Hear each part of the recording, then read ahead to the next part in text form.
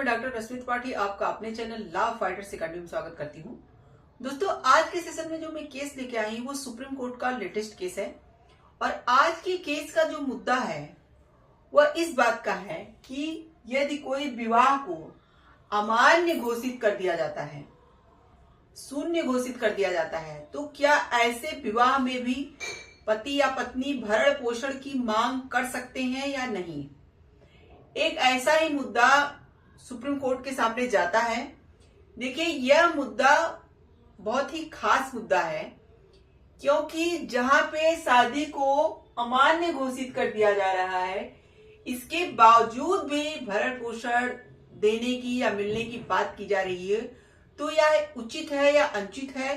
तो इस तरह का जो एक केस सुप्रीम कोर्ट के पास पहुंचता है, तो चलिए हम लोग अपना सेशन स्टार्ट करें, उस बात को, इस केस को विस्तार से जाने और जाने कि सुप्रीम कोर्ट ने अपने जजमेंट में क्या बातें कही। जैसा कि जो केस था, केस के फैक्ट कुछ यूं थे कि पति पत्नी में शादी हुई थी, लेकिन उनकी शादी को किसी कारणवश अमान्य घोषित कर दिया था। जैसा हम लोग जानते हैं कि जो हमारा हिंदू विवाह अधिनियम है 1955 का, उसका सेक्शन 11 कुछ ऐसे कंडीशन बताता है जो विवाह को अमान्य घोषित कर देते हैं। तो जैसे कि मान लो संपिंड में शादियां हो जाती हैं, यानी कि वो पति पत्नी जो है एक दूसरे के संपिंड निकल जाते हैं, तो वहां पे अगर शादियां होती हैं तो उसे अमान्य घोषित कर दिया जाता है। ऐसे सेक्शन 11 में 2-3 कारण दिए गए हैं जिनसे शादियों को अमान्य घोषित किया जाता है। तो देखिए, अगर शादियां अमान्य घोषित कर दी गई तो ऐसा ही मसला था इन पति पत्नी के बीच कि इनकी शादी को अमान्य घोषित कर दिया था और इनकी पत्नी ने क्या किया था, इनकी पत्नी ने फिर भी भरण पोषण के लिए जो है इनसे जो है कोर्ट में, फैमिली कोर्ट में याचिका के माध्यम से इनसे जो है गुजारा भत्ता मांगा था।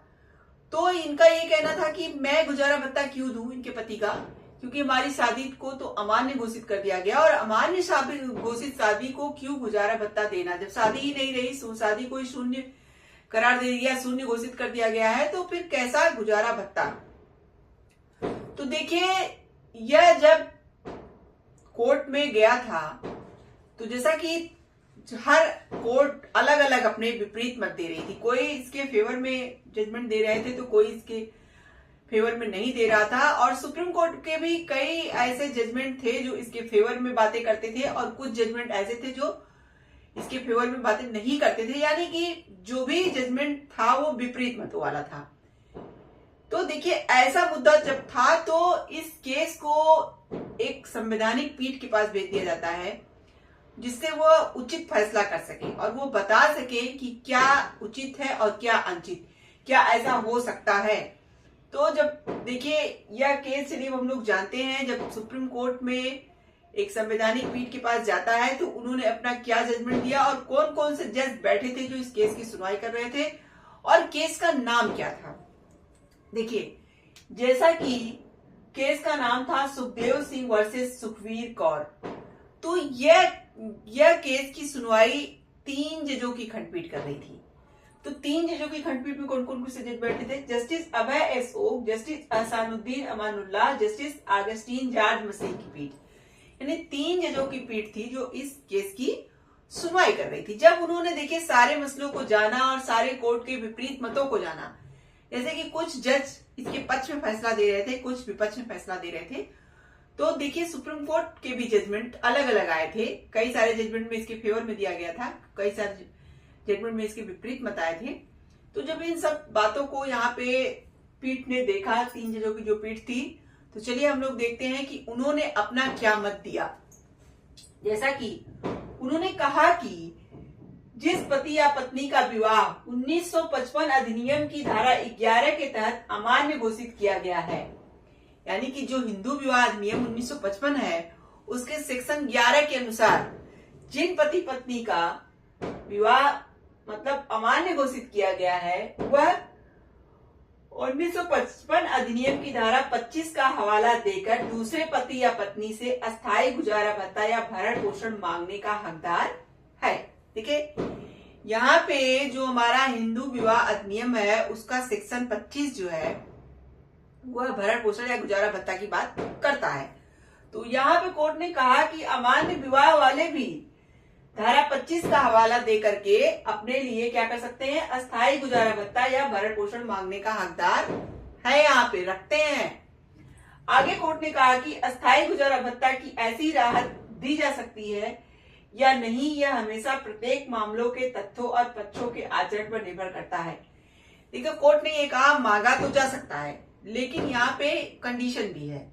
कंडीशन क्या है कि यह हमेशा विवेक पे निर्भर करेगा।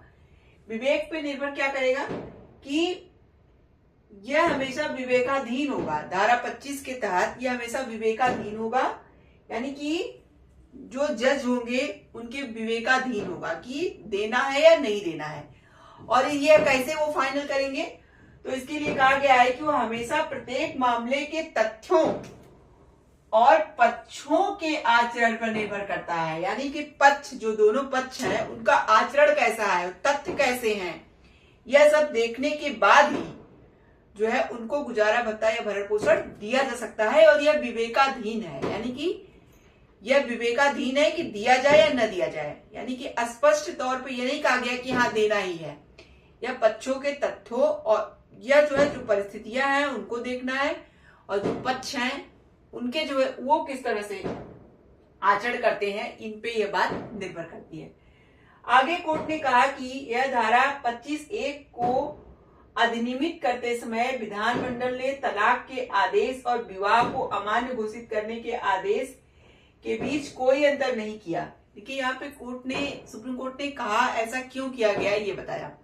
उन्होंने कहा कि जो हमारा धारा 25(1) है, तो यहाँ पे कहा कि जब विधानमंडल ने, यानी जब विधायिका ने जब इस चीज को बनाया, इस बात को जब कानून में बनाया गया, तो यहाँ पे यह नहीं बताया गया कि तलाक के आदेश और विवाह को अमान्य घोषित करने के आदेश के बीच कोई अंतर नहीं किया गया। मतलब यहाँ पे यह नहीं बताया गया कि तलाक का जो आदेश है उसके लिए क्या नियम कानून होंगे, और जो अमान्य घोषित विवाह है उसके लिए क्या नियम कानून है, तो उनको अलग अलग नहीं बताया गया, उसमें कोई अंतर नहीं बताया गया। इसलिए सेक्शन 25(1) को पढ़ने पर सेक्शन 11 के तहत अमान्यता के आदेश को 1955 अधिनियम की 25(1) के दायरे से बाहर करना असंभव नहीं होगा। यानी कि बाहर करना संभव नहीं होगा। यहाँ पे कोर्ट ने कहा कि जो 25(1) है उसको सेक्शन 11 के तहत ये हम कह दें कि 25(1) से अलग कर दिया जाए सेक्शन 11 को, क्योंकि वह अमान्य विवाह है, तो ऐसा संभव नहीं है, यहाँ पे कोर्ट का कहना है। क्योंकि जो विधान मंडल ने जो नियम और कानून बनाए हैं, जब उसे अधिनियमित किया, तो वहां पे दोनों चीजों के बीच कोई अंतर नहीं बताया गया है। अब देखिए यह तो था कि मतलब सेक्शन 25 के अनुसार, और सेक्शन 24 जो हमारा हिंदू विवाह अधिनियम का है, वो ये कहता है कि अगर कोई केस अगर चल रहा हो पति पत्नी के बीच, जैसे विवाद चल रहा हो, इस अमान्य विवाह को लेके कोई विवाद चल रहा हो, उस दौरान अगर पत्नी अपने लिए गुजारा भत्ता, अंतरिम भरण पोषण की मांग करती है, तो क्या उसे मिलना चाहिए, यहाँ यह भी प्रश्न उठा था। इस बात पे भी कोर्ट ने स्पष्ट किया कि वहां पे भी यही सब देखा जाएगा।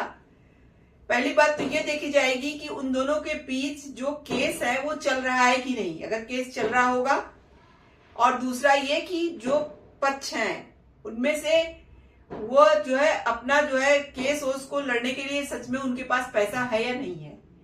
तो अगर सच में पैसा नहीं है तो वहां उन्हें अंतरिम भरण पोषण दिया जा सकता है। तो यह दोनों बातें यहाँ सुप्रीम कोर्ट ने स्पष्ट कर दी कि ऐसे पर्सन को अंतरिम भरण पोषण भी दिया सकता है और अस्थायी गुजारा भत्ता भी दिया जा सकता है। यह विवेकाधीन है कि तथ्यों और पक्षों के आचरण पर ही यह बात निर्भर करेगा कि उनको दिया जाए या नहीं दिया जाए। यहाँ पे जो पति ने तर्क दिया था उसे कोर्ट ने खारिज कर दिया। यहाँ पे बहुत वकीलों ने, मतलब जो अपील करता थे उनके वकील ने भी यह बात दलील भी दिया कि अगर इस तरह के विवाह को मतलब भरण पोषण वगैरह दिया जाएगा तो यह जो है क्या होगा, हास्यप्रद होगा। तो यहाँ कोर्ट ने इस बात को भी स्पष्ट कर दिया कि इन सब के लिए अलग से नियम कानून बने हुए हैं, तो हास्यप्रद नहीं होगा। क्योंकि उनके वकील का ये कहना था कि अगर पत्नी शादीशुदा है और किसी और से चक्कर चला रखी है, तो मतलब अगर वो चक्कर वक्कर चलाती है, दूसरी शादी करना चाह रही है, तो क्या ऐसे मतलब भरण पोषण मांग कर सकती है, तो यह सब हास्यप्रद होगा। तो यहाँ पे कोर्ट ने यह बात कही कि इस तरह के बातों के लिए अलग से नियम और कानून बने हैं। कोई पर्सन अगर पहली शादी में रहते हुए दूसरी शादी वगैरह करता है तो उसके लिए भी जो है नियम और कानून बने हैं। वो गलत करेगा तो उसके लिए अलग से धाराएं और वो सब कुछ लगाया जाएगा। इसलिए यहाँ पे जो उचित है वो बातें देखी जा रही हैं। तो यहाँ पे देखिए पीठ ने यह बात निश्चित कर दिया कि अमान्य विवाह वाले पर्सन को भी अस्थायी गुजारा भत्ता और अंतरिम भरण पोषण वगैरह दिया जा सकता है। और यहाँ पे सुप्रीम कोर्ट ने उन कोर्टों की भी निंदा की, उन कोर्ट के जजों की भी निंदा की जिन्होंने महिलाओं के लिए, ऐसी महिलाओं के लिए अशब्द मतलब शब्दों का यूज किया था, जैसे रखैल वगैरह बोला या फिर और भी मतलब शब्द यूज किया था। तो इन सब शब्दों को भी कोर्ट ने कहा कि यह सही नहीं है, महिलाओं के यह सम्मान में नहीं है, इस तरह के शब्दों का आप यूज महिलाओं के लिए नहीं कर सकते हैं। और अमान्य विवाह को भी यहाँ पे क्या कर दिया, भरण पोषण के लिए मतलब बात कही कि ऐसे लोगों को भी भरण पोषण मिलेगा, लेकिन यह विवेकाधीन होगा। तो यह था सुप्रीम कोर्ट का पूरा जजमेंट, जो कि यह बात स्पष्ट इस जजमेंट से होती है कि अमान्य विवाह को भी अस्थायी गुजारा भत्ता या अंतरिम भरण पोषण दिया जा सकता है। तो आशा करते हैं कि आज का केस आपको पसंद आया होगा। आप मेरे चैनल को लाइक कीजिए, सब्सक्राइब कीजिए, शेयर कीजिए, बेल आइकन को दबाइए, जिससे ऐसे नए नए केसों और जानकारी में आपको अवगत कराती रहूं। तो थैंक यू वेरी मच।